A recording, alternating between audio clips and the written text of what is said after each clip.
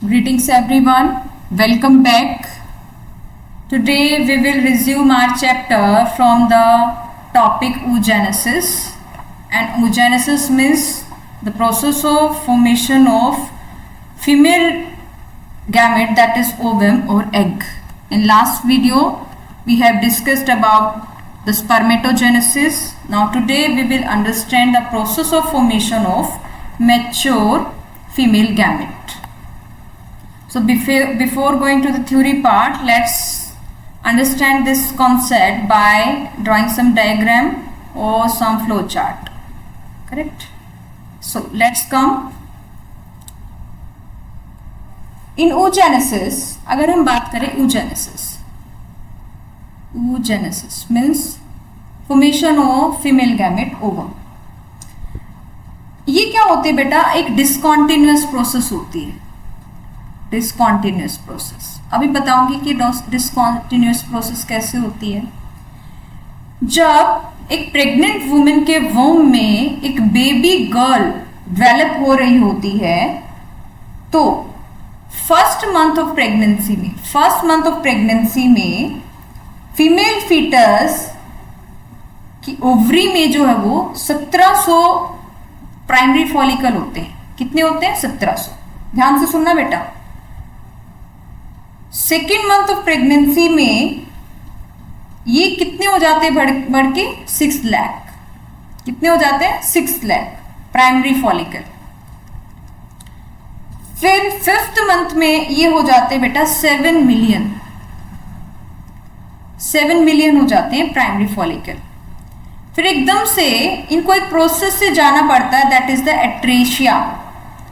क्या बोलते हैं? एट्रेशिया. एट्रेशिया का मतलब होता है shrinking of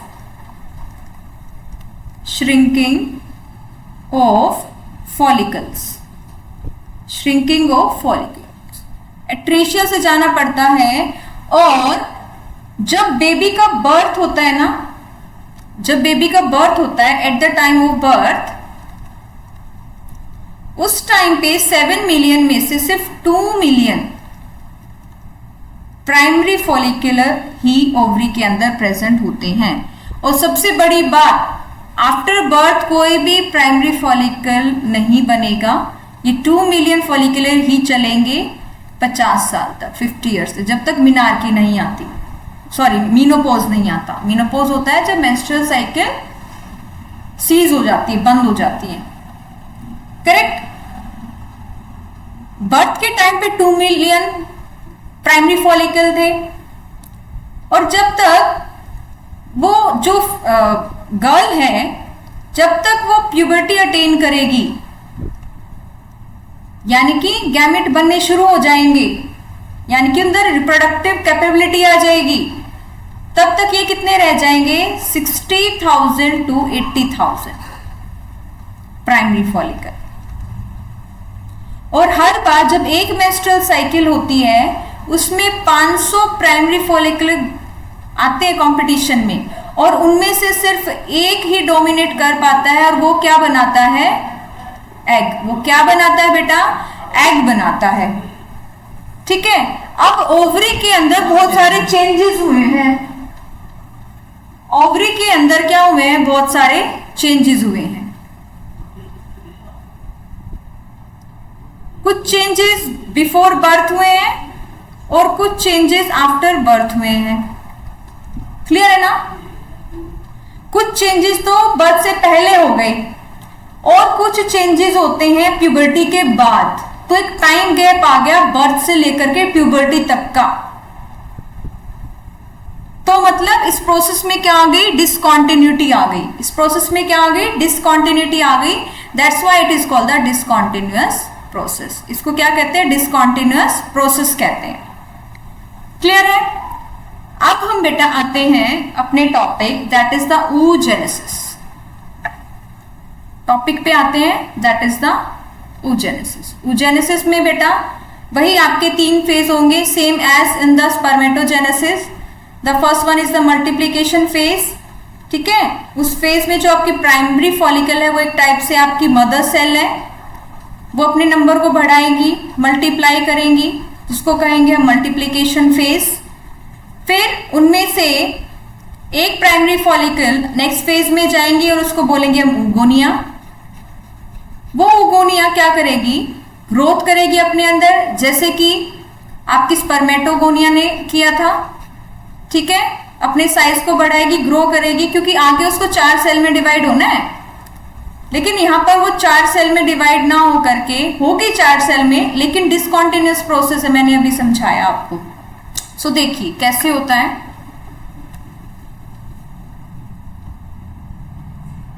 yes, phases of oogonia. Phases of oogonia, इसमें पहला है मल्टीप्लिकेशन फेज। मल्टीप्लिकेशन फेज वही क्या होगा, जो आपकी प्राइमरी फॉलिकल है, क्या है आपकी प्राइमरी फॉलिकल जिसकी प्लॉइडी है 2n, ये माइटोसिस करके क्या बना देगी, अपने नंबर को इंक्रीज करेगी। ये हमारा नंबर को इंक्रीज करेगी, ये हमारा मल्टीप्लिकेशन फेज। ठीक है, इसमें से जो एक आपकी प्राइमरी फॉलिकल है, ये जो मल्टीप्लाई करके बनाए इसने ऊगोनिया, क्या बनाए, ऊगोनिया। एक ऊगोनिया को अगर हम लेके चलें तो अब ये सेकंड फेज में जाएगी, जिसको बोलते हैं ग्रोथ फेज। क्या बोलते हैं बेटा, ग्रोथ फेज। ग्रोथ फेज में क्या होगा, ऊगोनिया के अंदर योग की जो एक्यूमुलेशन है, फॉर्मेशन है, वो होनी शुरू हो जाएगी। ठीक है, और ये एनलार्ज होकर के क्या बना देगी बेटा, प्राइमरी oocyte। बड़ी होके क्या बना देगी, प्राइमरी oocyte, जैसे कि स्पर्मेटोजेनेसिस के अंदर हुआ था। अब यहां पे मैं कुछ पॉइंट्स आपको बताना चाहती हूं कि ग्रोथ फेज के अंदर, ग्रोथ फेज के अंदर जो ह्यूमन फीमेल का एग है उसका साइज 200 गुना बढ़ जाता है। ठीक है, अगर हेन के एग की बात करूं तो जो ऊगोनिया का साइज है वो 100 टाइम्स बढ़ जाता है हेन के केस में, ये ह्यूमन फीमेल के केस में था। और अगर मैं फ्रॉग की बात करूं तो 2000 टाइम्स जो है ऊगोनिया की ग्रोथ हो जाती है। और ड्रोसोफिला की बात करूं तो 90,000 टाइम्स क्या है, इसका साइज इंक्रीज हो जाता है। क्लियर है? Now come to the point, we have primary oocyte which is formed after the growth of the oogonia. इसकी प्लॉइडी अभी भी क्या है बेटा, 2n है। अब क्या होगा, मियोसिस 1 होगा और क्या होगी, अनइक्वल डिवीजन होगी। क्या होगी, अनइक्वल डिवीजन। कौन सी डिवीजन, मियोसिस 1। एक छोटी सी पोलर बॉडी बनेगी जिसको बोलेंगे first polar body, first polar body. और एक बड़ी सी सेल बनेगी जिसको हम बोलेंगे सेकेंडरी oocyte। क्या बोलेंगे, सेकेंडरी oocyte। लेकिन यहां पर इसकी प्लॉइडी क्या हो जाएगी, हाफ। ठीक है, सेकेंडरी oocyte इसी स्टेज पे क्या होता है बेटा, ओव्यूलेशन होती है। और मैंने पीछे आपको बताया भी था, ओव्यूलेशन के टाइम पे सेकेंडरी oocyte बाहर निकलती है, क्योंकि यहां पर आकर के जो मियोसिस 1 है वो स्टॉप हो जाती है इस स्टेज पे। और मियोसिस 1 की भी कौन सी स्टेज है, प्रोफेज 1 की, याद है पेपर में, प्रोफेज 1 की diplotene stage, diplotene stage. Prophase 1 की डिप्लोटीन स्टेज पे ये सेकेंडरी oocyte अरेस्ट हो जाती है। और ये तब तक अरेस्ट होके रहती है जब तक कोई भी स्पर्म आके इसको फर्टिलाइज नहीं करता, या फिर स्पर्म आके इसके साथ मेटिंग नहीं करता। जैसे स्पर्म का न्यूक्लियस इसके अंदर जाता है तो दूसरी डिवीजन होती है सेकेंडरी oocyte में। जैसे ही स्पर्म का न्यूक्लियस इसके अंदर जाता है फर्टिलाइजेशन के लिए, जैसे ही अंदर जाएगा सेकेंडरी oocyte दोबारा से डिवाइड करेगी और जाएगी मियोसिस 2 से, तो भी ये अनइक्वल डिवीजन होगी, जिसमें कि एक सेकेंडरी पोलर बॉडी बनेगा और क्या बनेगा, ooted। क्या बनेगा, ooted। ooted बोल लो या फिर इसको ओवम या एग बोल लो। क्लियर है? तो ये वाली प्रोसेस जब होती है जब स्पर्म की एंट्री होती है, स्पर्म के न्यूक्लियस की एंट्री होती है सेकेंडरी oocyte में। अदरवाइज जब तक फर्टिलाइजेशन नहीं होती सेकेंडरी oocyte ही बनती रहेगी, ओवरी से बाहर निकलती रहेगी। क्लियर है? क्लियर है बेटा? इसके बाद थ्योरी पार्ट पे आने से पहले मैं आपको ह्यूमन फीमेल एग के स्ट्रक्चर को और बताना चाहती हूं। ह्यूमन फीमेल एग के स्ट्रक्चर को, yes, there is the space. Structure कैसा होता है बेटा? देखो, मान लो ये ह्यूमन फीमेल एग का स्ट्रक्चर है, ठीक है, एग है ये। क्लियर है भाई? ये क्या है? बाहर प्लाज्मा मेम्ब्रेन है, इसके अंदर क्या है? न्यूक्लियस होगा। क्या होगा? न्यूक्लियस। इसकी प्लॉइडी 2n है। अब इसके अंदर जो मटेरियल भरा हुआ होता है बेटा, उसको बोलते हैं ooप्लाज्म। ध्यान से देखना, इसको क्या बोलते हैं हम? ooप्लाज्म। और ये दो पोर्शन में डिवाइड हो जाता है। जो बाहर वाला पेरिफ्री वाला होता है, ये वाला, इसको बोलते हैं एक्सोप्लाज्म या फिर एग कॉर्टेक्स, इसको बोल देंगे एग कॉर्टेक्स और एक्सोप्लाज्म। और जो अंदर वाला है इसको बोल देंगे मेडुला। इसको क्या बोल देंगे बेटा? मेडुला या फिर एंडोप्लाज्म। क्या बोल देंगे इसको? एंडोप्लाज्म बोल देंगे, ठीक है, इसको बोल देंगे एंडोप्लाज्म। ठीक है, ये कम डेंस होता है, ये ज्यादा डेंस होता है। अब आप आ जाओ, इसकी ये बाहर वाली मेम्ब्रेन तो कौन सी हो गई? Plasma membrane. प्लाज्मा मेम्ब्रेन हो गई। अब प्लाज्मा मेम्ब्रेन को ही हम वाइटेलाइन मेम्ब्रेन भी बोलते हैं, वाइटेलाइन मेम्ब्रेन। ठीक है, अब सेकेंडरी मेम्ब्रेन भी बनेगी, जो फॉलिकुलर सेल्स क्या करेंगे बेटा? सिक्रीट करती है। क्या करती है? फॉलिकुलर सेल्स को सिक्रीट करती है। ठीक है, कौन सी बनेगी? Zona pellucida and corona radiata.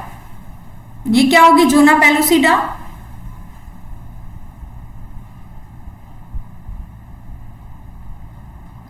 और बाहर कोरोना रेडिएटा। कोरोना रेडिएटा का मतलब इस तरीके से रेडिएट करती है, ठीक है ना, इस तरीके से क्या करती है? ये रेडिएट करती है, कोरोना रेडिएटा। इनको कौन सिक्रीट कर रही है बेटा? फॉलिकुलर सेल बना रही है इन दोनों को। ये क्यों है बेटा? इनके बहुत सारे फंक्शन है।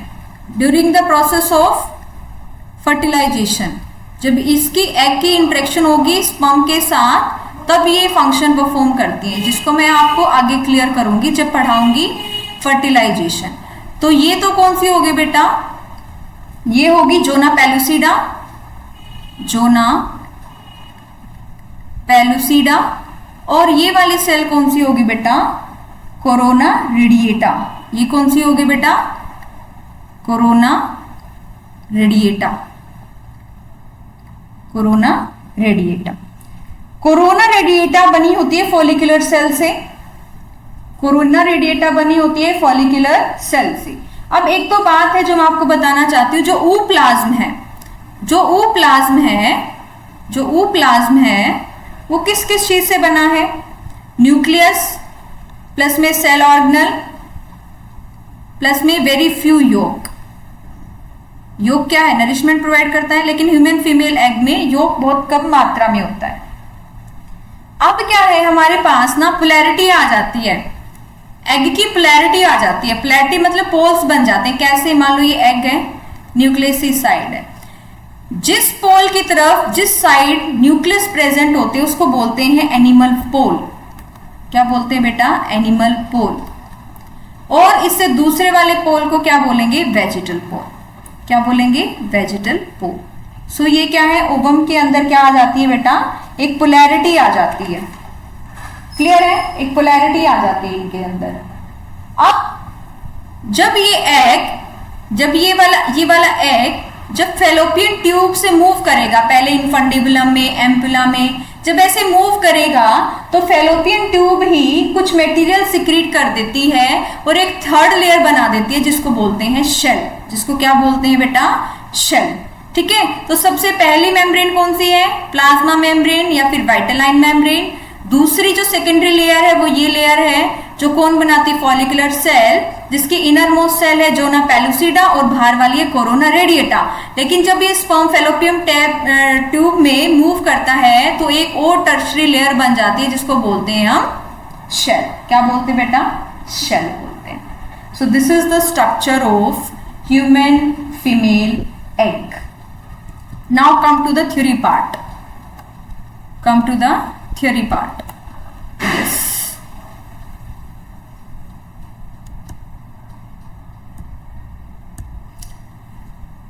The process of formation of a mature female gamete is called the oogenesis, which is markedly different from the spermatogenesis. क्यों? क्योंकि ये discontinuous process है। Oogenesis is initiated during the embryonic development stage when a couple of million gamete mother cells called the oogonia are formed. कैसे बने? Multiplication phase से। Within each foetal ovary. Foetal ovary के अंदर है, जब pregnancy के time पे female foetus grow कर रही है उसकी ओवरी में ये सारी चीजें हैं। No more oogonia are formed and added after birth. Birth के बाद में कोई भी जो प्राइमरी फॉलिकल है वो एड नहीं होगी। These cells start division and enter into prophase 1 of the meiotic division and get temporarily arrested at that stage called the primary oocyte. Primary oocyte की स्टेज में ये बर्थ से पहले क्या हो जाती है? अरेस्ट हो जाती हैं। ठीक है, प्राइमरी oocyte डिप्लोटिन स्टेज पे। कौन सी स्टेज पे अरेस्ट हो जाती है बेटा? आपका डिप्लोटिन स्टेज पे अरेस्ट हो जाती है। Then each primary oocyte then gets surrounded by a layer of granulosa cells and is called the primary follicle. Primary oocyte जब granulosa cells से कवर हो जाती है, सराउंड हो जाती है, तो उसको प्राइमरी फॉलिकल बोलने लग जाते हैं। A large number of these follicles degenerate during the phase from birth to puberty. और प्यूबर्टी के टाइम पे कितनी रह जाती है? 60,000 to 80,000 primary follicles are left in each. हर एक ओवरी में इतनी रह जाती है। The primary follicles get surrounded by more layers of granulosa cells and a new theca are formed is called the secondary follicle. Primary follicle कब बने थे? जब क्या है आपकी प्राइमरी oocyte को सराउंड किया था बहुत सारी ग्रेनुलोसा सेल ने, तो प्राइमरी फॉलिकल बने थे। जब प्राइमरी फॉलिकल को और ज्यादा लेयर जो है ग्रेनुलोसा सेल्स की कवर करेंगी, सराउंड करेंगी, तो एक नया थीका बना देंगी, उसको बोलेंगे। फिर उन फॉलिकल्स को बोलना शुरू कर देते हैं सेकेंडरी फॉलिकल्स।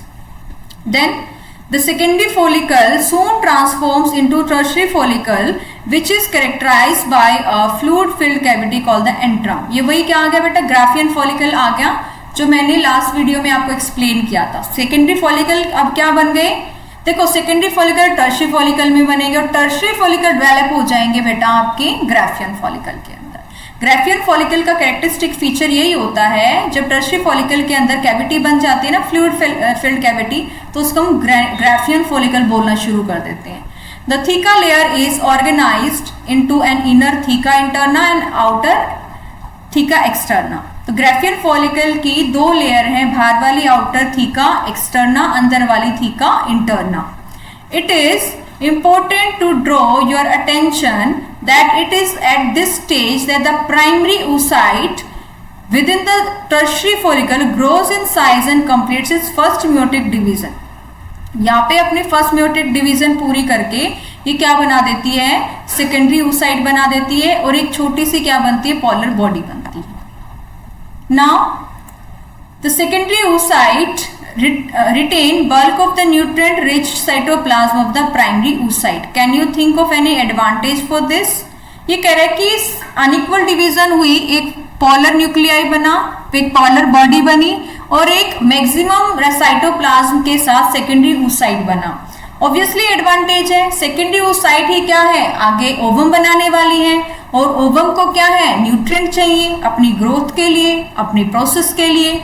ठीक है, then does the first polar body born out of the first meiotic division divide further or degenerate? तो यहाँ पे ये आगे डिवाइड नहीं करती बेटा, डिजेनरेट हो जाती है। At present we are not very certain about this.